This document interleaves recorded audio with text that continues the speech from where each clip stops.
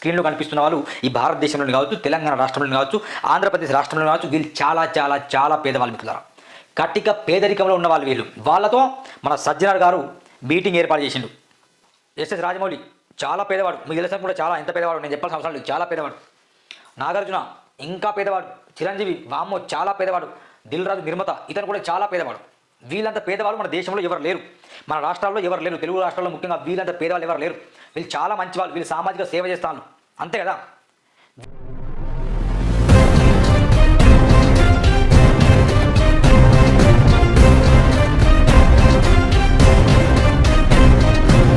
నమస్కారం ఫ్రెండ్స్, నేను మీ జర్నలిస్ట్ సూరన్న. అత్యంత కీలకమైన విషయాలు నేను చెప్తున్నా మిత్రులారా. మీ అభిప్రాయం కూడా కామెంట్ రూపంలో తెలియజేయండి. ఎవరైనా సూరన్న టీవీని సబ్స్క్రైబ్ చేయకపోతే వెంటనే సబ్స్క్రైబ్ చేయండి, బెల్ బటన్ క్లిక్ చేయండి. 2 రోజుల క్రితమే ఈ విషయం నేను మాట్లాడా. ఏ విషయం? ఈ మధ్య 2-3 రోజుల నుంచి ఒకటే విషయం సామాజిక మాధ్యమాలు అంటే ఫేస్బుక్లో కావచ్చు, ఇన్స్టాగ్రామ్లో కావచ్చు, ట్విట్టర్లో కావచ్చు, ఎక్కడ చూసినా ఒకటే విషయం వైరల్ అవుతుంది. అదే ఐబొమ్మను నిర్వహిస్తున్న నిర్వాహకుడు విదేశాల నుండి ఇండియాకి రావడం, హైదరాబాద్లో దొరకడం, అరెస్ట్ కావడం, ఇది చకచక జరిగిపోయింది. తను సవాల్ విసరడం, ఐబొమ్మను పట్టుకునే దమ్ము లేదని సవాల్ విసరడం, ఆ సవాల్నే సిపి సజ్జనర్ కావచ్చు, సివి ఆనంద్ కుమార్ కావచ్చు, వీళ్ళు సవాల్ని ఛాలెంజ్గా తీసుకొని మరి అతన్ని పట్టుకున్నారు. ఇది జరిగిన స్టోరీ. 2 డేస్ బ్యాకే నేను ఒక వీడియో రిలీజ్ చేశాను. ఐబొమ్మను మించిన బొమ్మలు మన భారతదేశంలో ఉన్నారు, వాళ్ళే ఇండియన్ పొలిటీషియన్స్, వాళ్ళని ఎందుకు అరెస్ట్ చేయట్లేదు? వాళ్ళ వల్ల దేశానికి పొంచిన ప్రమాదమా, లేకపోతే ఐబొమ్మను నిర్వహించిన ఇమ్మడి రవితోనే ఈ దేశంలో ఎక్కువ ప్రమాదం పొంచుందా? ఎవరిని అరెస్ట్ చేయాలి పోలీసులు, ఎవరిని అరెస్ట్ చేయకూడదు, అసలు దేశంలో ఏం జరుగుతుంది అనే విషయం ఆల్మోస్ట్ 2 డేస్ బ్యాకే నేను సూరన్న టీవీలో రిలీజ్ చేశాను. అంత మాత్రం కాకుండా సూరన్న టీవీ అనే ఇన్స్టాగ్రామ్లో కూడా నేను రిలీజ్ చేశాను.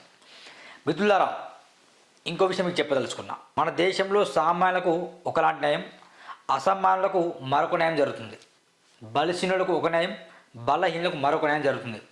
మీరు దాదాపు స్వతంత్ర భారతదేశ చరిత్ర మొత్తం చదవండి. ఇప్పటి వరకు నిజంగా అత్యంత పేదవాళ్ళైన వాళ్ళకు ఒక న్యాయం ఉంటుంది పోలీస్ స్టేషన్లో, బాగా బలిసిన వాళ్ళకు ఇంకొక న్యాయం ఉంటుంది. ఇది నగ్న సత్యం మిత్రులారా.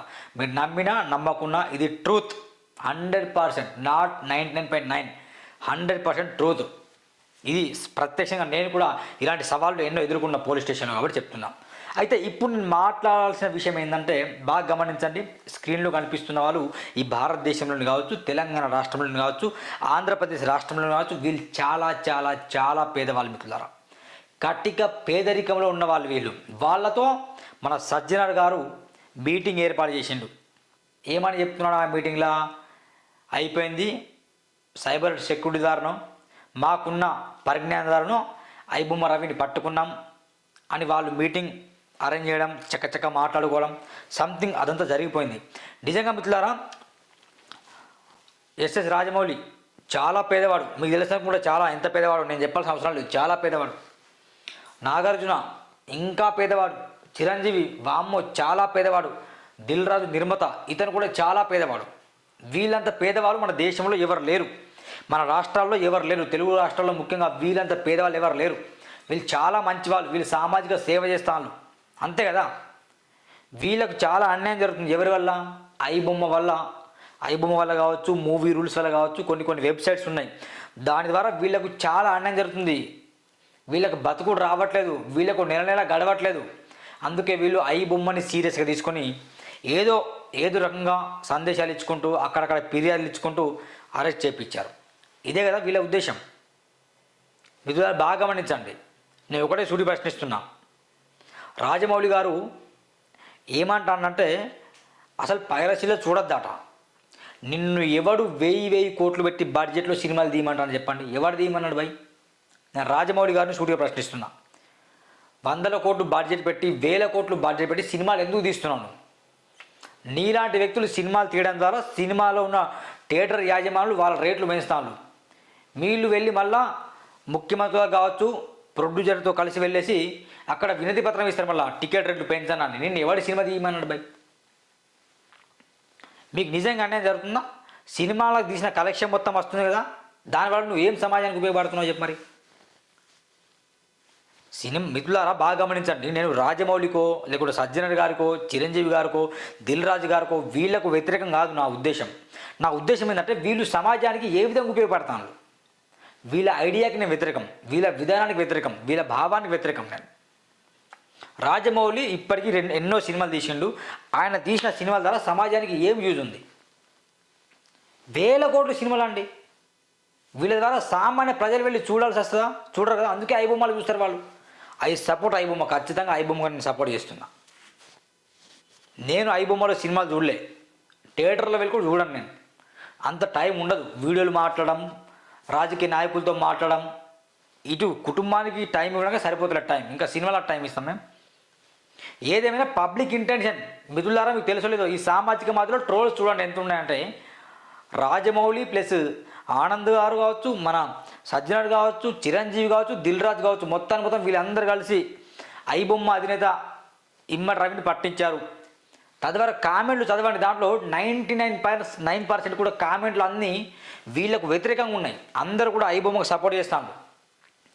ప్రతి పేద మధ్య తరగతి బడుగు బలహీన వర్గాలకు సంబంధించిన యువకులందరూ కూడా ఐబొమ్మ రవికి సపోర్ట్ చేస్తాను. కామెంట్లు చదవండి. రాజమౌళి గారు, చిరంజీవి గారు, నాగార్జున గారు, దిల్ రాజు గారు, మీరందరూ, సజ్జనర్ గారు, మీరందరూ కామెంట్లు చదవండి పబ్లిక్ని. నిజంగా మీరు పబ్లిక్ కోసం పనిచేస్తే పబ్లిక్ ఆలోచన పరిగణలోకి తీసుకోండి. తీసుకుంటారా మీరు? అంత దమ్ముందా మీకు? అరే ఏంది భయ, అర్థం కాదు నాకు. ఇంత ఘోరమా? దేశంలో నల్లధనం విపరీతంగా ఉంది. లక్షల కోట్ల అవినీతి జరుగుతుంది. ప్రతి పేదవాడికి విద్య లేక చదువుకు దూరం అవుతాడు, వైద్యం లేక తన హెల్త్ కండిషన్ కాపాడుకు చచ్చిపోతున్నారు, కనీస అవసరాలు తీర్చుకోలేక పేదలు నలిగిపోతాడు. వాళ్ళ సమస్యలను పట్టించుకోండి, దానిపైన ఫైట్ చేయండి. మిత్రులారా మీకు ఇంకో షాకింగ్ విషయం చెప్తాను మిత్రులారా. ఈ సినిమా ఇండస్ట్రీ కాట ఇతని ఐబొమ్మ రవి ద్వారా చాలా అన్యాయం జరిగిందట చెప్తాను. సినిమా ఇండస్ట్రీ కేవలం తిప్పి కొడితే 1,00,000 మందికి ఉన్నారు వీళ్ళు అంత కలిపి. అవునా? ఈ 1,00,000 మందికి అన్యాయం జరిగితే రాజమౌళి గారిని కావచ్చు, చిరంజీవిని గారు కావచ్చు, దిల్ రాజుని కావచ్చు, ఇంకా మన అందరినీ సమకూర్చుకొని సజ్జనర్ గారు మంచి ఉపన్యాసాలు ఇస్తాను, చర్చిస్తాడు. మేము న్యాయం చేశాం, మీకు న్యాయం చేశాం, మీకు న్యాయం చేశామని చెప్తున్నాడు. మరి కేవలం 1,00,000 మంది కూడా ఉండండి సినిమా ఇండస్ట్రీకి ఇంత వాల్యూ ఇచ్చినప్పుడు 4 కోట్ల మంది జనాభాలో 2 కోట్ల మంది పేద ప్రజలకు అన్యాయం జరుగుతుంది. లక్షల కోట్ల అవినీతి జరిగింది, నల్లధనం బయటికి రాలేదు, ఉచిత పథకాల వల్ల నాశనం అవుతుంది. మరి వీటిపైన చర్యలు ఎందుకు తీసుకోవట్లే? అంటే బలిహీనులు మీ దగ్గర వచ్చి ఫిర్యాదు చేస్తే వాళ్ళకు ఒక న్యాయం, బలహీనులు మాలాంటి వాళ్ళకి ఒక న్యాయం, అంతే కదా. గమనించండి, లాజిక్ చెప్తున్న మిత్రులారా. కేవలం 1,00,000 మంది కూడా ఉన్నారు. వాళ్ళకి అన్యాయం జరుగుతుందని చెప్పేసి రంగంలో దిగి ఐబొమ్మ అధినేతను అరెస్ట్ చేశారు. ఓకే, సెల్యూట్, బాగుంది. మరి కోట్ల మంది పేద ప్రజలకు అన్యాయం జరుగుతుంది కదా, వాళ్ళ గురించి మీరు తీసుకున్న నిర్ణయం ఏంటి? అంటే పోలీస్ వ్యవస్థ ఎవరి కోసం పనిచేస్తుంది? సామాన్యుల కోసమా? నేను చట్టం మాట్లాడుతున్నా, నేను న్యాయం మాట్లాడుతున్నా, నేను ధర్మం మాట్లాడుతున్నా. సూరన్న సత్యం, న్యాయం, ధర్మం నా ప్రశ్నకు సమానం చెప్పండి మీరు అంతుంటే. ఎవరి కోసం వ్యవస్థలు పనిచేస్తున్నాయి? ఎవరి కోసం పనిచేస్తున్నాయండి? పేదవాడా? ఎవరిది మా వీళ్ళని? దిల్ రాజు గారు పేదవాడా? ఎవరు లేరా నిర్మాతల వల్ల ఈయన ఒక్కడే కనిపిస్తాడు సినిమా ఇండస్ట్రీ, దిల్ రాజు అని. అక్కినేని ఫ్యామిలీ మాత్రం కనిపించాలి సినిమా ఇండస్ట్రీలో, చిరంజీవి గారి కుటుంబం మాత్రం కనిపించాలి, వాళ్ళ కొడుకు మాత్రం కనిపించాలి, వాళ్ళ సినిమాలు మాత్రమే ఉండాలి. సినిమా ప్రపంచం అంటే వీళ్ళే ఉండాలి. మా తెలంగాణలో నటినట్లు కరువయ్యారు. మరి వీళ్ళకి ఎందుకు అవకాశాలు రావట్లే?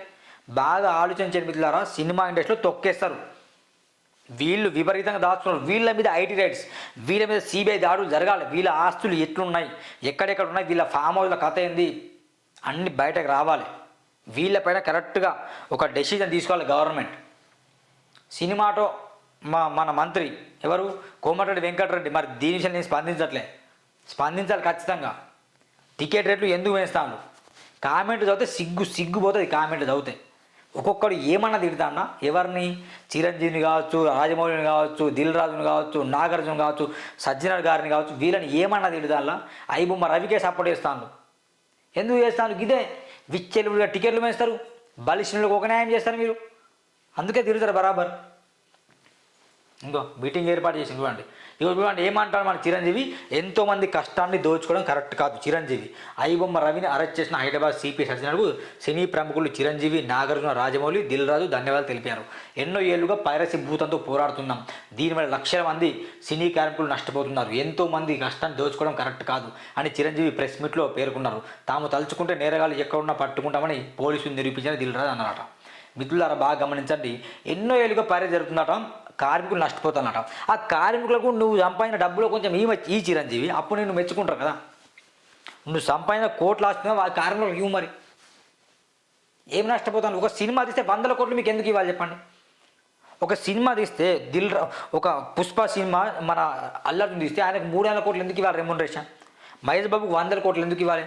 రామ్ చరణ్కి ఎందుకు ఇవ్వాలి? చిరంజీవికి ఎందుకు ఇవ్వాలి? నాగార్జునకి ఎందుకు ఇవ్వాలి కోట్లు? ఆ కోట్లు మీకు ఎందుకు ఇవ్వాలి? అసలు ఎవడు మిమ్మల్ని అంత బాధ్యత పెట్టి సినిమాలు తీయమంటాను? మేము తీయమంటున్నామా? పోనీ సినిమాలు తీసి సమాజానికి మీరు ఏం మెసేజ్ ఇస్తాను అదన్నా చెప్పండి. అది కూడలేదు, ఏం చేయరు, మెసేజ్ ఇవ్వరు. మిత్రులారా, నేను ఒకటి ప్రజలారా, మీకైనా సిగ్గు శరం ఉంటే ఇక బంద్ చేయండి. మీరు వీళ్ళ సినిమాలు కూడా బంద్ చేయండి. మీరు నిజంగా నేను హార్ట్ఫుల్ చెప్తున్నా, నేను సినిమాలు చూడండి. ఇక వీళ్ళ సినిమాలు మీరు చూడ బంద్ చేయండి. ఏం ప్రయోజనాలు వీళ్ళ సినిమాలు చూసి? ఈయన ఇట్లా అంటాడు. సజ్జన ఏమాట పైరసీ సైట్లను ఎంకరేజ్ చేయొద్దు సజ్జన అనట. ఐబొమ్మ రవి సినిమాలను పైరసీ చేయడం కాకుండా బెట్టింగ్ యాప్లు ప్రమోట్ చేశాడని. బెట్టింగ్ యాప్లు ప్రమోట్ చేస్తే శిక్షించాను, తప్పలేదు. ఓకేనా? రవిని పోలీస్ కస్టడీ కోరాం, విచారణలో పూర్తిగా రాబడతాం. పైరసీ చేసినా చూసినా నేరమేట. పైరసీ చేసినా చూసినా నేరమేట. కొంచెమైనా ఉండాలి ఈ మాట అనడానికి. అవినీతి చేస్తాను వాళ్ళని పట్టుకోండి, లంగతనాలు చేస్తాను వాళ్ళని పట్టుకోండి, దేశం పేదరికంలో పోయింది వాళ్ళని పట్టుకోండి, ఓట్లని కొనుక్కుంటాను వాళ్ళని పట్టుకోండి. ఆ దమ్ము లేదా సజ్జనార్ గారు? వాళ్ళని శిక్షించండి. పైరసీ తీసిన దాన్ని పైరసీ వల్ల ఏం నష్టమవుతుందని చెప్పండి. కొందరికి నష్టమైంది అనుకుందాం, వాళ్ళు కోట్లాధిపతులు కదా. 99% పేద ప్రజలకు న్యాయం జరుగుతుంది కదా. మీరు నిజంగా సినిమా రేట్లు సజ్జనార్ గారు ఒకటి గమనించండి, సినిమా రేట్లు బరాబర్ తగ్గించండి. నిజంగా ఎవరు పైరసీ చూడరు, అందరు సినిమాలో వెళ్ళి ఎంజాయ్ చేస్తారు. ఫ్యామిలీకి వెళ్ళి, ఒక ఫ్యామిలీ వెళ్ళి కుటుంబంలో ఇప్పుడు సినిమా వెళ్ళాలంటే 2-3 వేలు ఖర్చు అవుతుంది.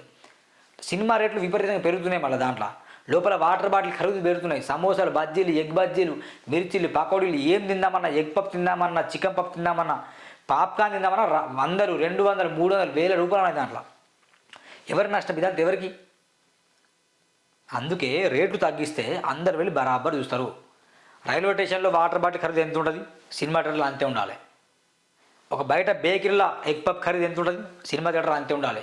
ఆ చట్టం చేసిరండి మరి బరాబర్, అందరు సినిమా చూస్తారు, ఎవరు పైరసీ చూడరు. మాట్లాడితే కొంచెం ఉండాలి, ఇంకిత జ్ఞానం ఉండాలి. ఈయన ఏమంటారు పెద్ద మనిషి, 100 కోట్లు సంపాదించిన కరోడ్పతిన పైరసీ చూసి ప్రాణాల మీదకు తెచ్చుకోవద్దట రాజమౌళి.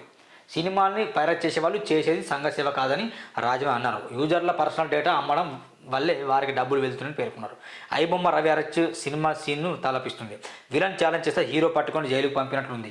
పైరసీ సైట్లతో మాకండే పైలకు ఎక్కువ నష్టం. ఏం నష్టం లేదు, పైలకు ఏం నష్టం లేదు. మీకు కోట్లాది రూపాయల లాభాలు వస్తాయి. మీరు పైరసీ చేయొద్దని చెప్తారు, మళ్ళీ థియేటర్లో వెళ్ళి చూడాలి, నెట్ఫ్లిక్స్లో, సన్నెక్స్లో, ఇలా ఇంకా అమెజాన్ ప్రైమ్లో, స్టార్ మాలో, ఇట్లా మళ్ళీ మీరే సినిమా పెట్టి దాంట్లో కూడా మేమే చూడాలి, మళ్ళీ ఆ డబ్బులు మీకే రావాలి. అంటే అట్లా కొరడిపోతే మీరే, ఇట్లా కొరడిపోతే మీరే కావాలి. అంటే మాకు అన్యాయం జరగాలి. కామెంట్లు చదువుతాం మిత్రులారా, జాగ్రత్త. కామెంట్ చూడండి ఎంత ఘోరంగా ఉన్నట్టే. ముందు టికెట్స్ తగ్గించంటారు, విధవ మాటలు చెప్పకంటాడు. పోరా లంజ కొడుక, నీతులు బాగానే చెప్తూనే కొందరంటారు. 50 రూపీస్ టికెట్ ఎవరి నెట్లో చూడరాట.